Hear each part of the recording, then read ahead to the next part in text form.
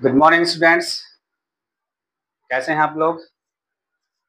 मुझे आशा है कि आप लोग बहुत अच्छे होंगे और स्वागत है आपका हमारे YouTube channel the brain bridge पर। फिर से आज हम फिर से वही सीरीज लेके आ रहे हैं जो हमने लास्ट वीडियो में छोड़ा था, उससे आगे हम लोग करेंगे एक्सरसाइज 4.1 के।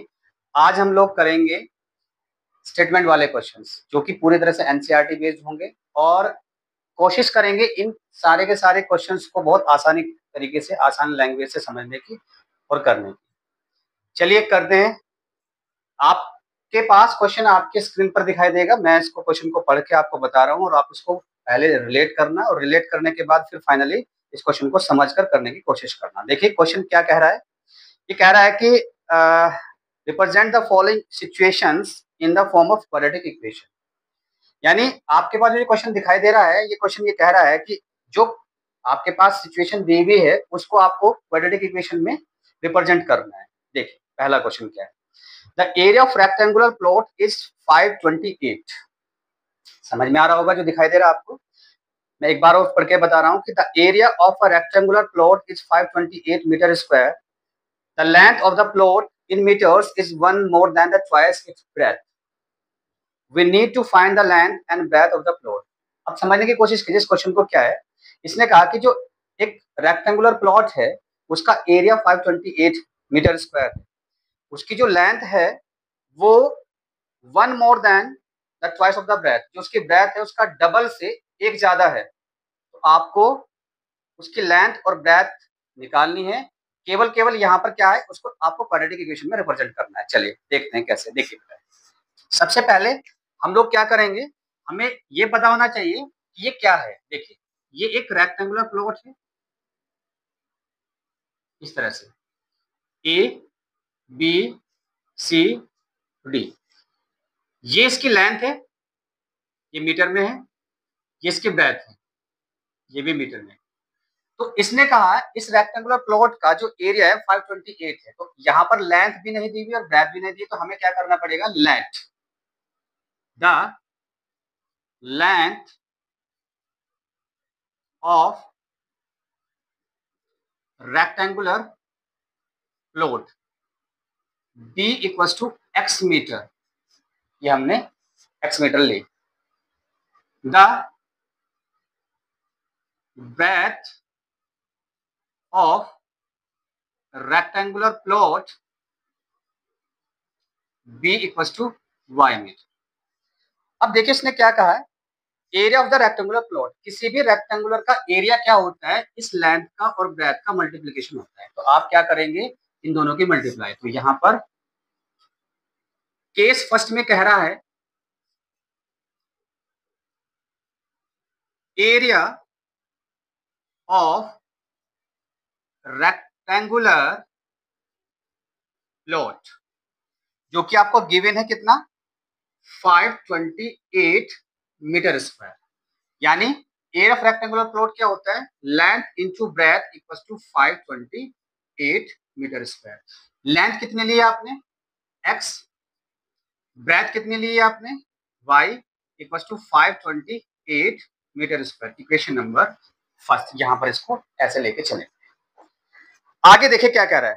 उसने कहा कि जब the length of the plot is 1 more than the twice of the breadth। Case second में वो आपसे बोल रहा है length of the plot equal to twice of the breadth, 2 into breadth of the plot plus 1। यानी 1 more than कहा उसने, आपने 1 प्लस कर दिया। अब यहां पर आपने लेंथ कितनी ली थी, लेंथ ली है आपने x। 2 into ब्रेथ कितनी ली है आपने, y प्लस 1। यानी x equal to 2y plus 1। यहां तक आपके पास x की वैल्यू आ गई है। चलिए आप इसको जरा उतारिए, आगे फिर करेंगे।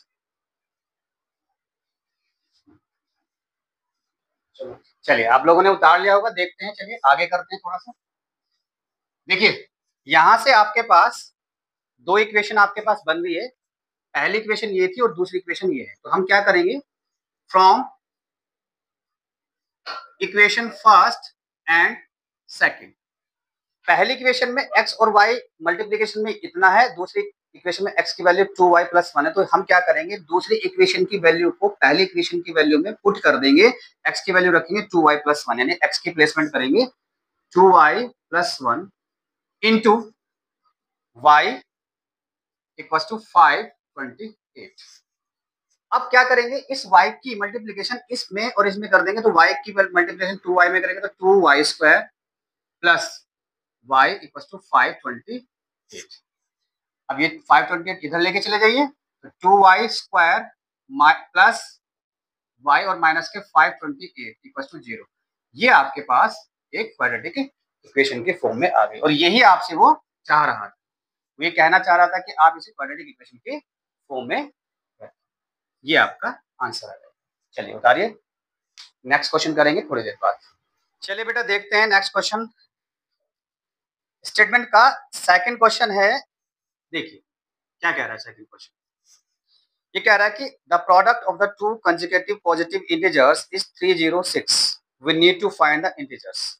यानी इसने कहा दो कंसेक्यूटिव, यानी कि कंसेक्यूटिव का मतलब होता है क्रमागत संख्या, इसने बोला क्रमागत, दो क्रमागत संख्या जो पॉजिटिव फॉर्म में है और उनका जो प्रोडक्ट है, उनका जो मल्टीप्लिकेशन है वो 306 है।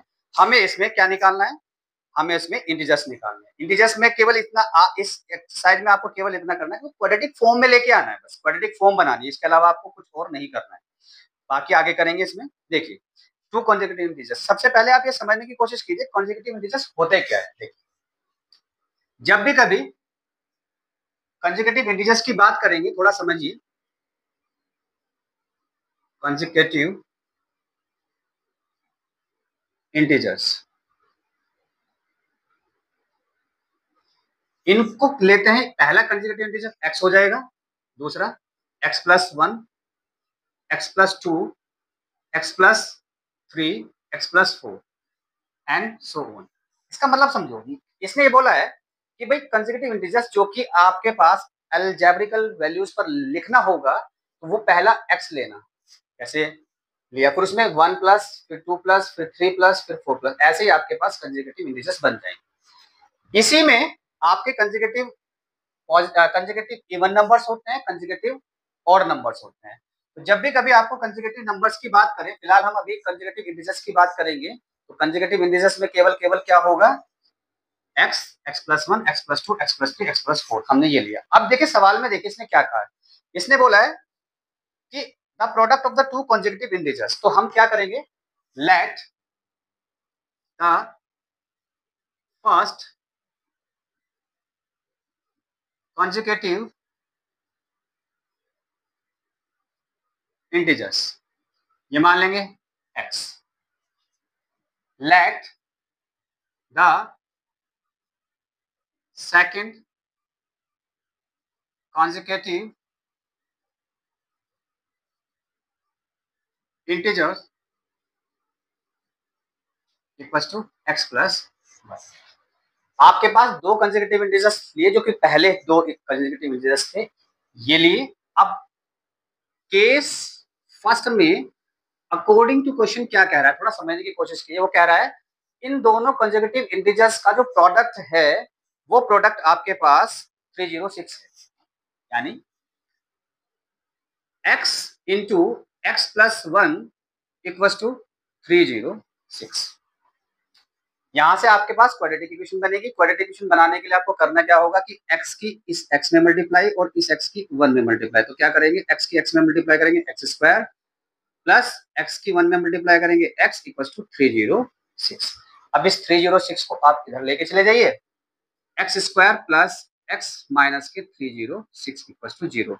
ये आपकी क्वाड्रेटिक इक्वेशन की बेसिक फॉर्म में आ चुकी है, जो कि वो चाह रहा था। तो उतार लीजिए इसको, आगे थोड़ी देर बात करेंगे। चलिए बच्चों देखते हैं नेक्स्ट क्वेश्चन 4.1 का, जो कि हम लोग स्टेटमेंट क्वेश्चन कर रहे हैं।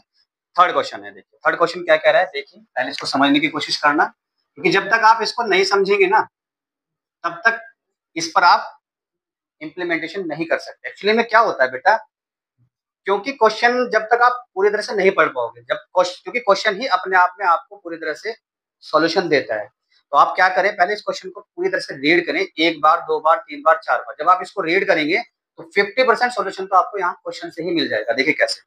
इसने बोला है Rohan's mother is 26 years older than him. The product of their is in years 3 years more 3 years from now will be 360. We would like to find the Rohan's present age. समझना क्या कहा इसमें। इसमें दो कैंडिडेट हैं, एक पहला है रोहन और उसकी माता। रोहन और उसकी माता की जो एज है वो 26 years ओल्डर है, यानी रोहन की माता रोहन से 26 साल बड़ी है। ठीक, चलिए। The product of their age, उन दोनों की एज का जो प्रोडक्ट है वो 3 साल अब से आगे जो होगा वो 360 हो जाएगा। तो आपको उन दोनों की एज का प्रेजेंट एज निकालनी है। Let the age of Rohan equals to x year. The age of Rohan's mother is, अब देखो सवाल में क्या कह रहा था, वो कह रहा था कि रोहन की माता जो है ना रोहन से 26 साल बड़ी है, यानी कि रोहन की एज थी x years, यानी x और इसमें 26 जोड़ दो, कितनी ईयर्स आ जाएगी। ये समझ में आया होगा। अब आगे उसने क्या कहा, उसने बोला है कि अब से 3 साल के बाद, आप थोड़ा समझने की कोशिश कीजिए, यानी रोहन की एज 3 साल बाद कितनी हो जाएगी, 3 years from now the age of Rohan, आपने प्रेजेंट एज कितनी मान रखी उसकी, x। तो 3 साल बाद बढ़ेगी या घटेगी, आप सोचने की कोशिश कीजिए कि 3 साल बाद कोई व्यक्ति बढ़ेगा या घटेगा। तो वो बढ़ेगा, तो इसमें प्लस कर देंगे, क्या हो जाएगा x + 3 years. The age of Rohan's mother equals to, Rohan की माता की एज कितनी थी, x + 26, यानी x + 26 ये है, और प्लस 3 साल आगे की बात कर रहा है, उसमें 3 years और जोड़ दीजिए, तो x + 29 years हो जाए। अब आगे देखिए क्या कह रहा था, वो ये कह रहा था कि इन दोनों की एज का जो प्रोडक्ट है वो 360 हो जाता है, यानी according to question age of Rohan into age of Rohan's mother equals to 360। ये 3 साल बाद की बात कर रहा है, तो रोहन्स की एज 3 साल बाद कितनी है, ये रोहन्स की मदर की एज कितनी है 3 साल बाद, ये इन दोनों का प्रोडक्ट आपको करना है, यानी x + 3 और x + 29 इक्वल्स टू कितना बोला उसने 360, यानी 360। x की मल्टीप्लाई x में करेंगे, सेम जैसे आपने, या तो आप ऐसे कर लीजिए, नहीं तो फिर आप ये कैसे कीजिए, x को इसकी मल्टीप्लाई इस पूरे टर्म्स में करेंगे, तो इसको लिख लीजिए x + 29, फिर 3 की मल्टीप्लाई x + 29 में करेंगे इक्वल्स टू 360। x की मल्टीप्लाई इसमें कीजिए तो x² + 29x, इसमें करेंगे 3x + 3 की 29 में मल्टीप्लाई कीजिए, 3 9 27, 2 कैरी, 3 2 6 और 2 6 और 2 8 इक्वल्स टू 360। x² प्लस, दोनों को प्लस करेंगे, 29x में 3x प्लस कर देंगे, तो 32x + 87, ये 360 आप उधर लेके चले जाइए, माइनस के 360 इक्वल्स टू 0। अब 360 में से 87 माइनस करेंगे, कितना बचेगा देखते हैं, 360 - 87, तो 3 बचेगा, 5 15 में से 8 7, यहाँ पे 2 7 3, यानी आपके पास जो क्वाड्रेटिक इक्वेशन बन जाएगी x square plus 32x minus के, क्योंकि यहाँ पे माइनस के ज्यादा है, माइनस के 273 इक्वल टू 0, ये आपकी क्वाड्रेटिक इक्वेशन फॉर्म बन जाएगी। आशा है कि आपको ये सवाल बहुत आसानी से समझ में आया होगा। मैं एक बार और समझा रहा हूँ। रोहन की प्रेजेंट एज x मान लीजिए, रोहन की माता की प्रेजेंट एज x प्लस 26 मान लीजिए। 3 इयर्स के बाद रोहन की एज जो हो जाएगी x प्लस 3 हो जाएगी, और रोहन की मदर की एज आ जाएगी x plus 26 plus 3 x plus 29 हो जाएगी। दोनों की एज का जो प्रोडक्ट है 3 साल के बाद, वो ये है age of Rohan product of age of Rohan mother 360। यहाँ पर दोनों की वैल्यू रखी, इसके बाद आपको कैलकुलेशन करनी है। कैलकुलेशन आपको करनी है, देख लीजिए, उतार लीजिए थोड़ी देर के लिए। नेक्स्ट क्वेश्चन करते हैं एक्सरसाइज 4.1 का, जो कि आपके स्टेटमेंट क्वेश्चन है। देखिए स्क्रीन पर देख लीजिए, मैं आपको पढ़ के बता रहा हूँ। अ train travels a distance of 480 km at the uniform speed. If the speed had been 8 km per hour less, then it would have taken 3 hours more to cover the same distance. We need to find the speed of the train. देखिए बेटा क्या कहना चाह रहा है, थोड़ा समझने की कोशिश कीजिए। A train travels a distance of 480 km at the uniform speed. एक ट्रेन है जो कि 480 किलोमीटर को जाना है, एक यूनिफॉर्म स्पीड से जाना है। यूनिफॉर्म स्पीड का मतलब एक जैसी स्पीड लगातार रहेगी। चलिए यहां तक समझ में आया। If the speed had been 8 kilometre per hour less, यानी कि स्पीड जो है 8 किलोमीटर प्रति घंटा कम कर दी जाए, तो उसे जो 480 किलोमीटर जाना था, जो डिस्टेंस कवर करनी थी, वहां 3 घंटे ज्यादा लगते हैं। तो आपको उस ट्रेन की स्पीड बतानी है। थोड़ा समझने की कोशिश कीजिए, टफ सवाल हो सकता है, लेकिन लैंग्वेज अगर समझ में आ जाएगी तो क्वेश्चन आपके पास अपने आप ही समझ में आ जाएगा। देखिए इसने क्या कहा, एक ट्रेन है जो कि 380 किलोमीटर जाना है, उसने पूछा है स्पीड। सबसे पहले हम क्या करेंगे, let the speed of train be equal to x kilometre per hour, क्योंकि किलोमीटर पर आवर में दिए तो एक्स किलोमीटर पर आवर ही आपको लेना। अब उसने क्या कहा, अगर इस ट्रेन की स्पीड को कितना कम कर दिया जाए, इस ट्रेन की स्पीड को अगर 8 किलोमीटर प्रति घंटा कम कर दिया जाए, means the speed of train after less 8 kilometre per hour be equal to x minus 8 kilometre per hour, ये आपके पास आ जाएगा। अब आप थोड़ा समझने की कोशिश कीजिए। आपने 6 में, 7 में, 8 में या 9 में जैसे भी एक कॉन्सेप्ट पढ़ा होगा, उस कॉन्सेप्ट के अकॉर्डिंग आपको ये सवाल करना है। यानी एक सवाल कॉन्सेप्ट था distance equal to speed into time. इस कॉन्सेप्ट को लेके ही इस पूरे सवाल को आगे करेंगे। देखिए कैसे करेंगे। यहां से आपको टाइम निकालना है, टाइम इक्वल टू हो जाएगा डिस्टेंस अपॉन स्पीड, इसको लेना है। तो आपको ये भी देखना है कि इसमें डिस्टेंस कितनी है और उसने दे भी रखी है। तो total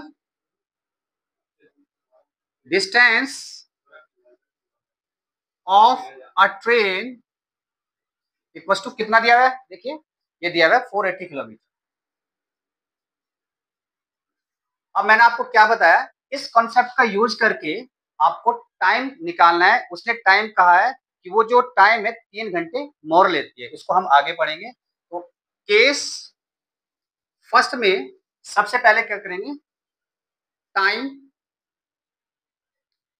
taken of a train, यानी T1 निकालिए, कितना है T1 distance upon speed. Speed 1 लेंगे क्योंकि डिस्टेंस दोनों के लिए सेम है, तो इसलिए हम इसको D ही लेंगे। तो डिस्टेंस आपके पास 480 है।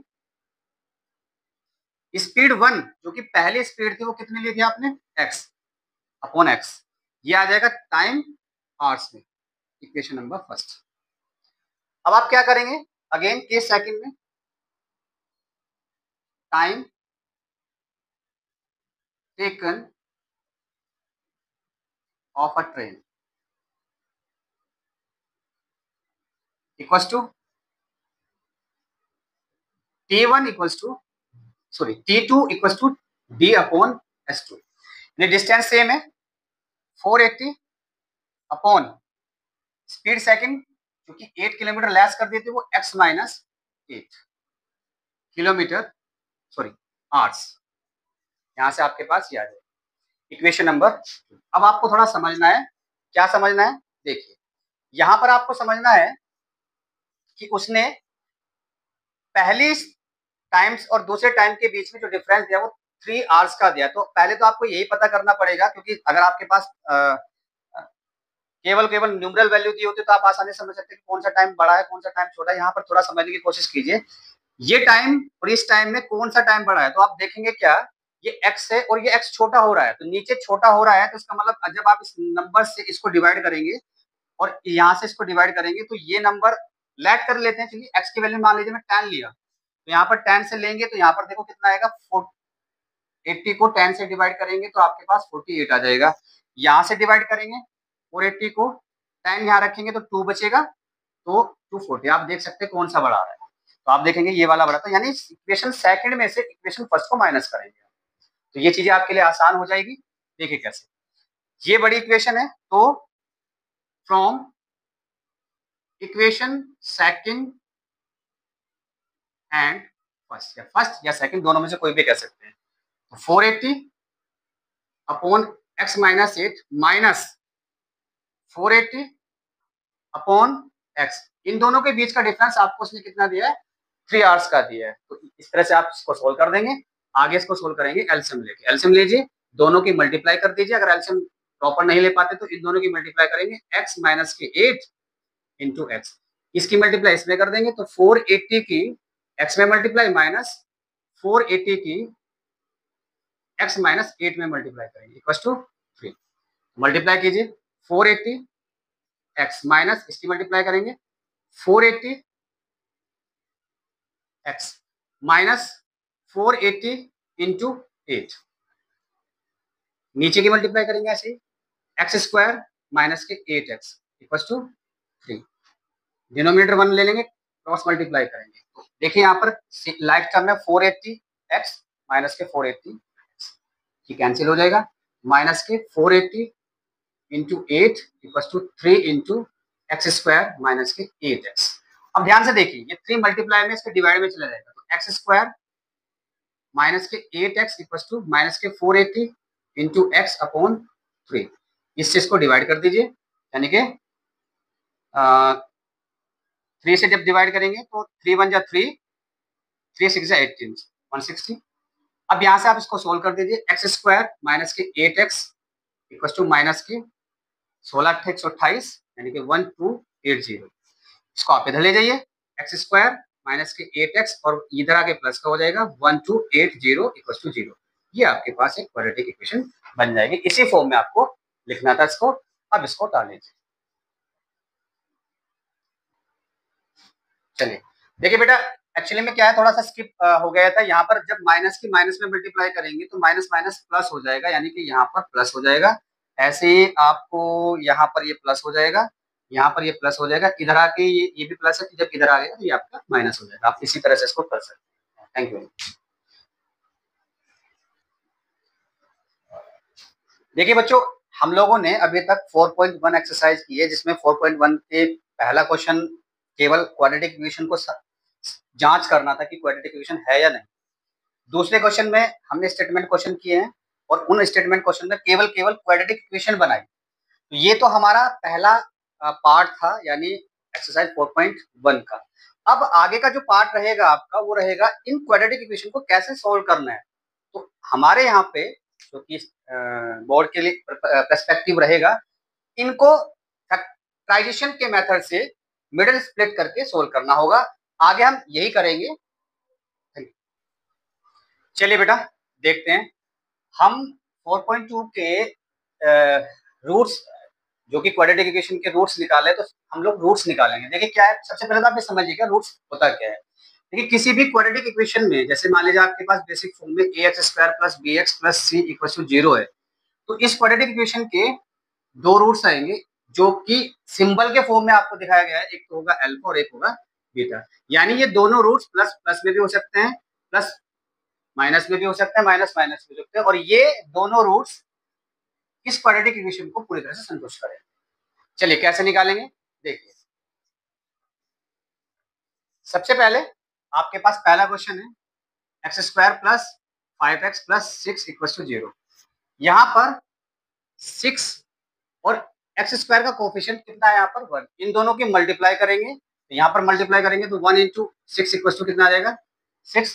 अब 6 के ऐसे फैक्टर कीजिए जो प्लस करने पर कितना आ जाए 5, यानी कि 6 के फैक्टर कितना आएगा 6 1 जा 6, 2 3 जा 6, इसके अलावा तो नहीं होगा। हमें क्या करना है प्लस करके करना। जब देखते हैं कि 6 और 1 क्या है तो 6 में 1 प्लस करेंगे तो कितना आएगा 7, ये नहीं होगा। 2 में 3 प्लस करेंगे तो कितना आएगा 5, हमें क्या लाना था 5, तो हमारे पास ये फैक्टर हो जाएगा, तो हमें यही लेना है। देखिए कैसे एक्स स्क्वायर प्लस 5 को हमने मिडिल स्प्लिट किया 2 प्लस 3 इंटू एक्स और प्लस 6 इक्वल टू 0। मल्टीप्लाई कीजिए एक्स की इसमें एक्स स्क्वायर प्लस की 2x प्लस 3x और प्लस 6 इक्वल टू 0। यहाँ से x कॉमन ले लो, x प्लस 2 प्लस के 3 कॉमन लेंगे, x प्लस 2 3 जा 6 इक्वल टू 0। ये फैक्टर आ जाएगा कॉमन के रूप में x प्लस 2 और x plus 3 equal to 0। If x plus 2 equal to 0 then x equal to minus के 2, यानी एक रूट तो आपके पास माइनस के 2 आया। Next if x plus 3 equal to 0 then x equal to minus के 3, एक रूट आपके पास यानी दो रूट आपके पास निकल गए जो दोनों माइनस में है। इस तरह से हम फैक्टरेशन मेथड से किसी भी क्वाड्रेटिक इक्वेशन के रूट्स निकालते हैं। चलिए अगला क्वेश्चन करेंगे। देखिए अब इसमें चेंज क्या है, इसमें पहले वाले में तीनों के तीनों पार्ट प्लस के थे, अब सेकंड क्वेश्चन में क्या है बेटा एक्स स्क्वायर माइनस के 5x और प्लस 6 इक्वल टू 0। यानी अब आपको क्या करना है सेम कोफिशिएंट 1 इंटू 6, इसकी मल्टीप्लाई करेंगे तो 6 आ जाएगा। 6 के फैक्टर करने हैं जो आपको माइनस की फॉर्म में आएगी। देखिए कैसे 6 2 3 जा 6, ऐसे ही 6 1 जा 6।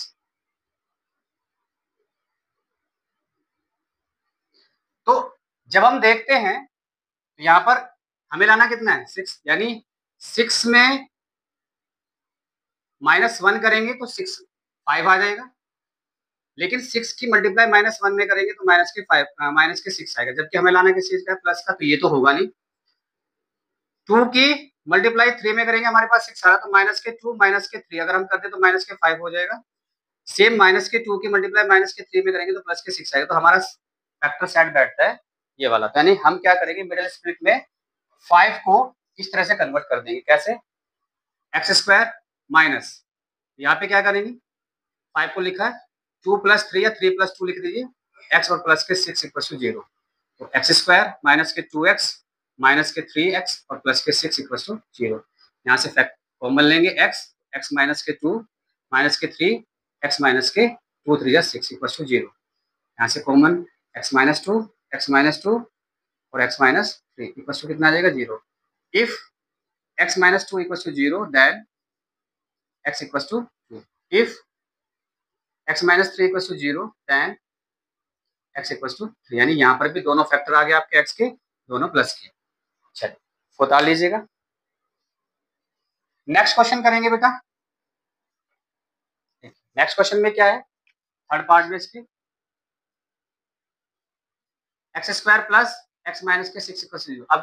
अब की बार आपका 6 माइनस का है, तो अब फैक्टर करेंगे कैसे, सेम कोएफिशिएंट लिया 1 इंटू माइनस के 6 यानी माइनस के 6। अब की बार आपको मल्टीप्लीकेशन में माइनस के 6 लाना है, तो कैसे आएगा देखिए सेम वही 6 1 जा 6 2 3 जा 6। अब आपको ये देखना है कि मल्टीप्लाई करके तो आना चाहिए आपके पास माइनस के 6, लेकिन मिडिल स्प्लिट करके आपको आना चाहिए 1। तो कौन सा आ सकता है, अगर मैं ये बात करूं तो 3 में से 2 माइनस कर दूं तो 1 आ जाएगा, और अगर मैंने 3 फैक्टर बढ़ा लिया माइनस के 3 इंटू 2 तो आपके पास माइनस के 6 आ जाएगा। तो आपके पास सेट फैक्टर बैठेगा ये ले लीजिए। देखिए कैसे एक्स स्क्वायर प्लस इसको चूंकि कोएफिशिएंट 1 है तो इसको मैं लिख सकता हूँ 3 माइनस 2 इंटू एक्स और माइनस के 6 equal to 0। X square plus 3x minus के 2x माइनस के 6 इक्वल टू 0। एक्स कॉमन ले लेंगे x प्लस 3, माइनस के 2 कॉमन ले लेंगे, x plus minus minus plus हो जाएगा 3 इक्वल टू 0। यहाँ पर आपके पास कॉमन आ जाएगा x प्लस 3 और x minus 2 equal to 0। If x plus 3 equal to 0 then x equal to minus के 3। सेम इफ x माइनस के 2 equal to 0 then x equal to plus के 2, इधर आगे प्लस का हो जाएगा। तो आपके पास एक रूट x माइनस के 3 आया, एक रूट प्लस के 2, एक माइनस में और एक प्लस में, डाल लीजिए। चलिए बेटा आगे करते हैं नेक्स्ट क्वेश्चन नंबर 4। अब क्वेश्चन नंबर 4 को देखेंगे, 2x² प्लस के x माइनस के 6 इक्वल टू 0। इसमें क्या चेंज है? आपने देखा कि अब तक के सभी क्वेश्चंस में x² का कोएफिशिएंट 1 आ रहा था, जबकि यहाँ पे 2 आ गया। तो हमें करना क्या होता है, इस कोएफिशिएंट की लास्ट वाले टर्म में मल्टीप्लाई करनी है, साइन के साथ करनी है। तो 2 इंटू माइनस के 6 तो माइनस के 12। अब माइनस के 12 के फैक्टर करने हैं जो आपके पास मिडिल स्प्लिट करके 1 आ जाए। कैसे? अब 12 के फैक्टर करिए तो 12 1 जा 12, 2 6 जा 12, 3 4 जा 12। अब कौन सा सेट बैठता है? माइनस करना है तो 12 में से 1 माइनस करेंगे तो 11 होगा, ये तो होगा नहीं। 6 में से 2 माइनस करेंगे तो 4 होगा, हमें लाना है 1, ये भी नहीं होगा। और 4 में से 3 माइनस करेंगे तो हमारे पास 1 आ जाएगा। तो हमारे पास सेट बैठेगा फैक्टर ये। इसको हम लोग सॉल्व करेंगे। एलसीएम की 2x² प्लस, इसको हमने ब्रेक किया 4 माइनस 3 में इंटू x और माइनस के 6 equal to 0। 2x² plus x की मल्टीप्लाई कीजिए 4x माइनस के 3x और माइनस के 6 इक्वल टू 0। यहाँ से कॉमन लेंगे 2x, दोनों में 2x है, x प्लस 2 माइनस के 3 कॉमन लेंगे, x minus minus plus 2 equal to कितना आ जाएगा 0। तो दोनों में कॉमन कितना आ जाएगा x प्लस 2, 2x माइनस के 3 equal to 0। If x plus 2 equal to 0 then x equal to minus के 2। इफ 2x माइनस के 3 equal to 0 then 2x equal to 3 और x की वैल्यू आ जाएगी 3/2। यहाँ पर भी दो फैक्टर है, एक फैक्टर प्लस में और एक फैक्टर माइनस में, एक फ्रैक्शन में आ गया तो ऐसे फैक्टर आपको फाइंड होगा। इस तरह से हम लोग एक्सरसाइज 4.2 के सभी एनसीईआरटी के क्वेश्चंस करेंगे और आगे जो भी आपके पास स्टेटमेंट क्वेश्चन रहेंगे 4.2 में उनको भी आगे सोल्व करेंगे। मुझे लगता है कि बहुत आसान तरीके से मैंने आपको समझा और आपके समझ में आ गया होगा। इनको आप नोट डाउन कीजिए। Thank you very much.